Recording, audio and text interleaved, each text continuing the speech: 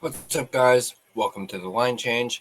And in this video, as I mentioned in our previous video, is another goals and expectations video for the Vancouver Canucks, in particular for Aatu Raty in 2025-26.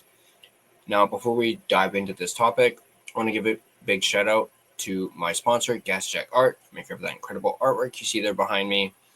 And you guys can check them out yourselves at gassjackart.com. You can also find him on Instagram at Gassy Jack Art. There's also a link to his website in the description down below as well. So without any further ado, let's go ahead and dive right into this topic. Obviously brought to you by our friends at Canucks Army. This article in particular is written by Tyson Cole. And he goes on to say, one of the centerpieces coming back in the Bo Horvat trade, Aatu Raty looks to have his best opportunity to make the jump to a regular NHL job for the Vancouver Canucks in 2025-2026.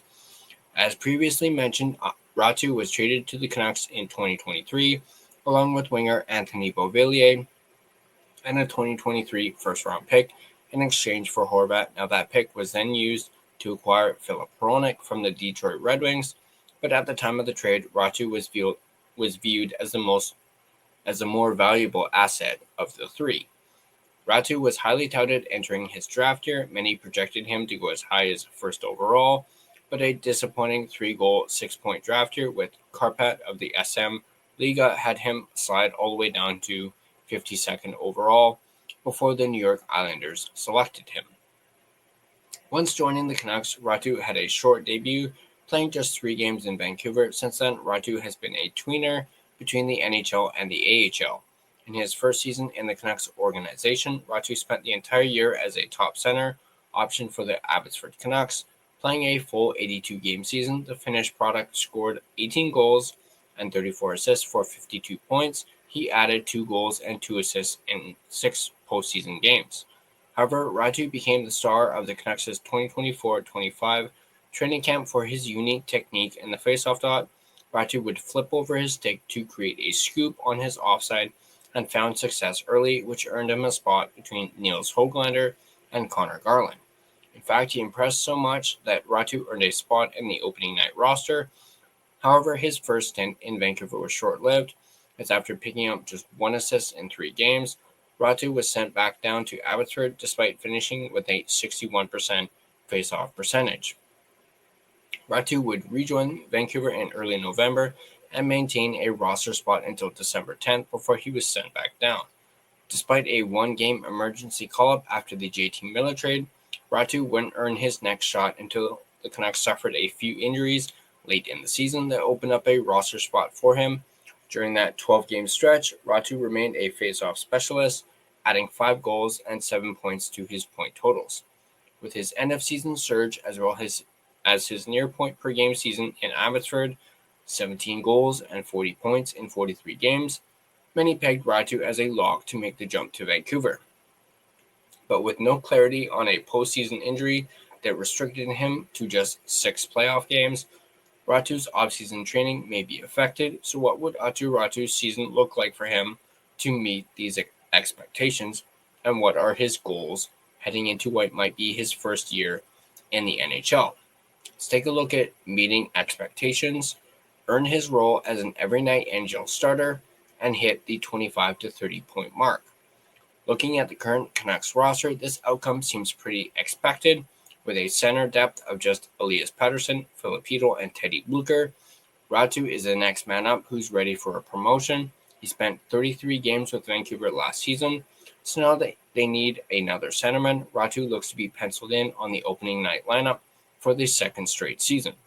Not only that, but Raty would be the only right-shot centerman on the roster. That, along with his face-off ability, should at least allow him the first look at the open center spot. In Raty's 33 games with the big club last season, Raty finished with 7 goals and 11 points. If you stretch that out to an 82-game pace, that works out to be 28 points, which sits perfectly in the middle of what he would have to do to meet expectations. Now, of course, it all depends on who and where he plays. However, Canucks fans can also expect a year of growth, considering he's only gotten better and better as his professional career has gone on. Let's take a look at above expectations, where he excels in a third-line center role and hits the 40-point mark.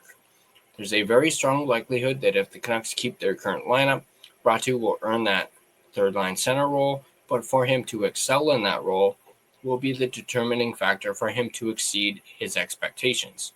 Raty's only worry for losing that 3C role would be if the Canucks went out and added another centerman, Jack Roslovic. But even if the Canucks add Roslovic, that role could very well still be his. Roslovic is a right shot center, but mainly excelled on the wing last season. Roslovic could be used on the wing, but as an extra down the middle if the Canucks run into injury, kind of like Pius Suter was used during his time in Vancouver. The tricky part to hit will be the 40-point mark. Raty doesn't have much room to move up past the third line, as he's playing behind Pettersson and Hedl. Not to mention, Raty will likely play the defensive role, tasked with shutting down the opponent's toughest competition. This will only hinder his offensive zone time, and thus his point totals. But it's the above expectations column that should be his expected ceiling coming into 2025-26. Let's take a look at some below expectations. Failed to hold onto an NHL job, remain an NHL/AHL tweener, failed to hit 20 points. While we've been giving Raty praise, pretty much ensuring he will make the team next season, that's not a certainty. The Canucks add more traditional centermen and can't find a suitor for Blueger. That might push Raty back, and now he's competing with Linus Karlsson, Max Sasson, and Archie Bains for a roster spot. As we mentioned above, who knows the extent of the Raty injury? Is that something that is affecting his offseason training? Will he be ready for camp, just like he was last year? If he does remain an NHL/AHL tweener, then it's likely Raty will have similar point totals to last season with a similar number of games. Now, this author does expect Raty to be on the team to start the season, but there are some unknowns surrounding his situation, which could result in him not becoming a full NHL player and ultimately would fail to hit the 20-point plateau. Let's take a look at some 2025-26 goals for Raty. 1. Earn and maintain his spot in the NHL. Number 2. Continue his face-off success. Number 3. Hit the 30-point mark. Number 4. Find value in a penalty-killing role. And number 5. Continue to build chemistry from last year's training camp with Niels Höglander. With Pius Suter out the door, that opens up a spot for a center on the team's penalty kill. If the 22-year-old is in the lineup, given how crucial faceoffs are and his defensive game, Raty would likely earn that role, but it should be his goal to hold onto that job. His faceoffs shouldn't be an issue. Raty has had a 62.5% and a 57.5% faceoff percentage in his 2 seasons in Vancouver, respectively. But what would make Raty's transition to the NHL even better, would be if he paired up with Niels Höglander again. In last year's training camp, Raty centered a line with Höglander and Garland, and they turned heads. With Garland likely graduating to the top 6, Raty and Höglander would be paired together on that third line. If the two can pick up where they left off last year with another season of development under Raty's belt and Höglander's late season surge, it could help form Raty's offensive game at the NHL level. So there's that. Now the question is, what do you guys think of this? Do you guys agree with these goals and expectations for Aatu Raty in 2025-26? Let me know in the comment section down below if you guys agree with them or if you guys maybe even disagree with them. Once again, let me know in the comment section down below what you guys think. And as always, if you guys like this video, be sure to hit that like button. And if you want to stay up to date on all your Vancouver Canucks content, be sure to smash that subscribe button and turn on your notifications so you don't miss a single video. You can find us on social media. You can find us on Facebook.